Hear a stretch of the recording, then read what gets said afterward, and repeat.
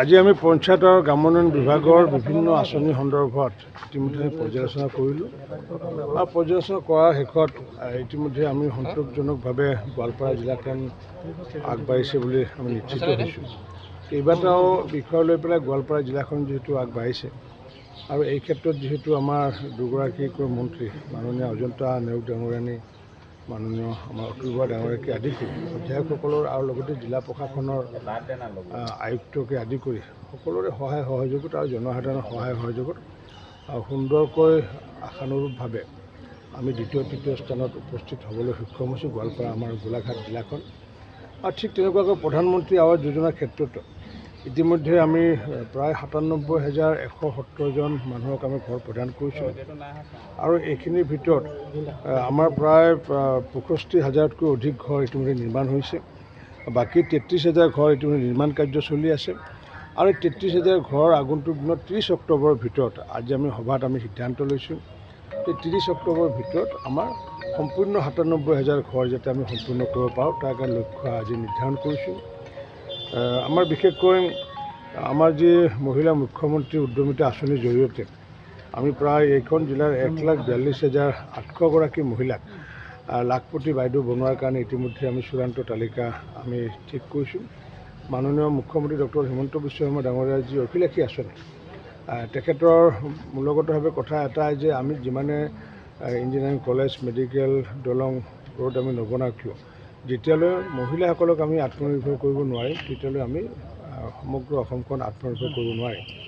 যাৰ কাৰণে 30 লাখ আমি মহিলাক আত্মনিৰ্ভৰ কৰাৰ কাৰণে বা লাখপতি বাইদেউ কৰাৰ কাৰণে প্ৰচেষ্টা চলাইছিলোঁ আৰু এই 30 লাখ বাইদেৱে যদি 1 লাখকৈ যদি প্ৰতি বছৰে ইনকাম কৰিব পাৰে তেতিয়াহ'লে 30,000 কোটি টকা অসমৰ মহিলাই ছেল্ফ হেল্প গ্ৰুপৰ মহিলাই ইনকাম কৰিব পাৰিব। আৰু লাখপতি বাইদেউ মানে মূলগতভাৱে এটা কথা, প্ৰতি মাহে যাতে 8,000 টকা যদি ইনকাম কৰিব পৰা যায় তাৰ কাৰণে আমাৰ ASLMে দিনে নিশাই কাম কৰি আহিছে। গোৱালপাৰা আমাৰ গোলাঘাট জিলাতো কাম কৰিছে আৰু তেনেকুৱাকৈ 1,42,000 মহিলাক আমি লাখপতি বাইদেউ হিচাপে গোলাঘাটত 1,42,884গৰাকী মহিলাক লাখপতি বাইদেউ হিচাপে আমি সৃষ্টি কৰিবলৈ ইতিমধ্যে লক্ষ্য নিৰ্ধাৰণ কৰিছোঁ আৰু তেওঁলোকক আগন্তুক দিনত 10,000, পৰৱৰ্তী সময়ত 25,000, পৰৱৰ্তী সময়ত 50,000কৈ টকা প্ৰদান কৰা হ'ব। মই ভাবোঁ 3 বছৰৰ পিছত এই গোলাঘাট জিলাৰ প্ৰতিগৰাকী মহিলা আত্মনিৰ্ভৰ হ'ব বুলি আমি আশাবাদী। আৰু সেইকাৰণে যিহেতু মহিলাসকলক লৈ পেলাই যিহেতু আমি আত্মনিৰ্ভৰ কৰাৰ কথা ভাবিছোঁ আৰু যাৰ কাৰণে আমি 26টাকৈ আমাৰ CLF আমাৰ ইয়াতে অনুষ্ঠান আছেগৈ আৰু সেই 26টা CLFক আমি MGNৰেগাৰ জৰিয়তে তেওঁলোকক 10 লাখ টকীয়া একোটাকৈ কাৰ্যালয় আমি বনাই দিয়াৰ সিদ্ধান্ত গ্ৰহণ কৰিছোঁ আৰু এই 26টা CLFৰ যি কাৰ্যালয় গৃহ আমি MGNৰেগাৰ জৰিয়তে বনাম আৰু নৱেম্বৰ মাহৰ ভিতৰত ইয়াৰ কাম আমি সম্পূৰ্ণ কৰাৰ কাৰণে সিদ্ধান্ত লৈছোঁ। এনেকুৱাকৈ আমি যদি MGNৰেগাৰ ক্ষেত্ৰতো দেখোঁ যে প্ৰায় আমি দেখিছোঁ 1 লাখতকৈ অধিক স্কিম 2021 চনৰ পৰা এতিয়ালৈ ইয়াতে বিভিন্ন গাঁও অঞ্চলতে হওক ইতিমধ্যে ইমপ্লিমেণ্টেশ্যন হৈ আছে। গতিকে MGNৰেগাৰ ক্ষেত্ৰতো সুন্দৰ পাৰফৰ্মেঞ্চ এটা হৈ আছে। মই ভাবোঁ নৱেম্বৰ মাহত সম্পূৰ্ণ আমাৰ পঞ্চায়ত গ্ৰামোন্নয়ন পঞ্চায়ত বিভাগৰ এই যিমানখিনি ৰৈ থকা কাম আছে সেইখিনি যাতে আমি কৰিব পাৰোঁ তাৰ কাৰণে আজি আমি সকলোৱে সংকল্প গ্ৰহণ কৰিছোঁ। এটা কথা, পঞ্চায়তত বহু পঞ্চায়তত এতিয়াও সচিব যিটো পদ বহু পঞ্চায়তত কিন্তু নাই, যাৰ বাবে এজন সচিবে 3টাকৈ পঞ্চায়ত চলাব লগা হয় বা 4টা।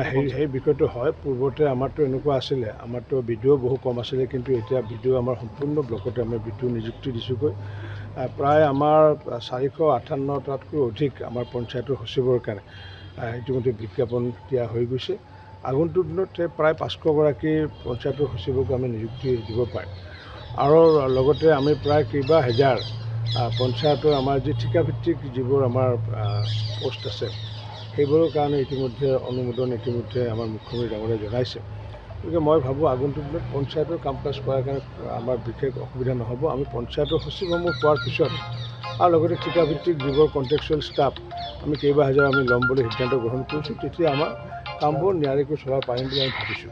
ঠিকাভিত্তিক যিসকল কৰ্মচাৰী আছে তেওঁলোকৰ যিটো জব গেৰাণ্টি 60 বছৰ, এইটোৰ কাৰণে ইতিমধ্যে আমি ফাইল প্ৰস্তুত কৰিছোঁ। আমাৰ যিহেতু 8,000তকৈ অধিক পঞ্চায়ত গ্ৰামোন্নয়ন বিভাগত আমাৰ যিহেতু ষ্টাফ আছেগৈ, আমাৰ ASLMতো আছেগৈ, ঠিক তেনেকুৱাকৈ আমাৰ SIF আদিতো আছেগৈ। এনেকুৱাকৈ যদি আমি ধৰোঁ তেতিয়া 9,000তকৈ অধিক আমাৰ কণ্ট্ৰেকচুৱেল পষ্ট আছে তেওঁলোকৰ চাকৰি আমি 60 বছৰ কৰাৰ কাৰণে ইন প্ৰিন্সিপল আমি ইতিমধ্যে সিদ্ধান্ত লৈছোঁ। এইটো কেবিনেটত আমি আগন্তুক দিনত নিশ্চিতভাৱে আমি উত্থাপন কৰাৰ পিছত চূড়ান্ত সিদ্ধান্ত গ্ৰহণ কৰা হ'ব। বিগত সময়ছোৱাত গোলাঘাট জিলাত দেখা গৈছিলে যি 14 ফাইনেন্স আৰু 15 ফাইনেন্সত ব্যাপক দুৰ্নীতি আৰু অনিয়ম সংঘটিত হৈছিলে, যিবিলাক সংবাদ মাধ্যমত বাৰম্বাৰ প্ৰকাশ পাইছে। কিমান অৱগত?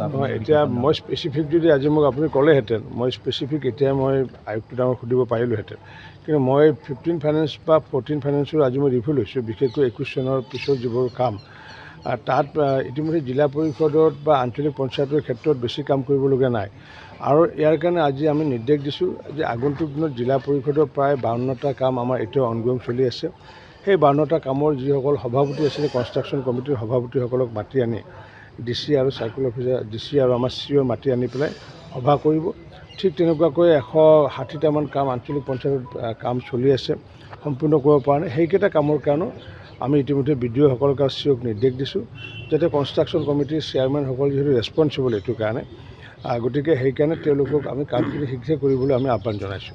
22-23 বৰ্ষত বহুত পঞ্চায়তত বহুত ৰাস্তাৰ কাম হৈছিলে, কিন্তু আৰু পইচা পোৱা নাই। যিবিলাক পঞ্চায়তৰ সৰু সৰু ৰাস্তা আছিল, সেই বিষয়টো আলোচনা হৈছে। যিবোৰৰ কাম নেকি কাম ষ্টাৰ্ট কৰিছিলে, কিন্তু যিবোৰ ইতিমধ্যে লেছ দেন 30% মানে কাম ষ্টাৰ্ট কৰিছিলে, সেইসমূহ কাম আমি ডিলেট কৰাৰ কাৰণে ইতিমধ্যে সিদ্ধান্ত লৈছোঁ।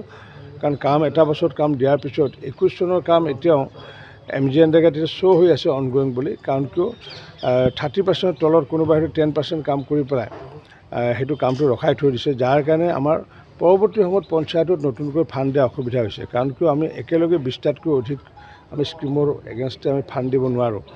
আৰু আমাৰ যিহেতু 30%তকৈ তলত যিসমূহ কাম কৰি ৰখি আছে, সেইবোৰ কাম তেওঁলোকে কমপ্লিটো কৰা নাই, যাৰ কাৰণে আমি ডিলেশ্যনত যেতিয়া গুচি যাবগৈ তেতিয়া নতুনকৈ পঞ্চায়তৰ আমি কামৰ সংখ্যা বৃদ্ধি কৰিব পাৰিম। যিকোনো খবৰৰ বাবে যোগাযোগ কৰক 7099017330 লগতে 7099017110 নম্বৰত।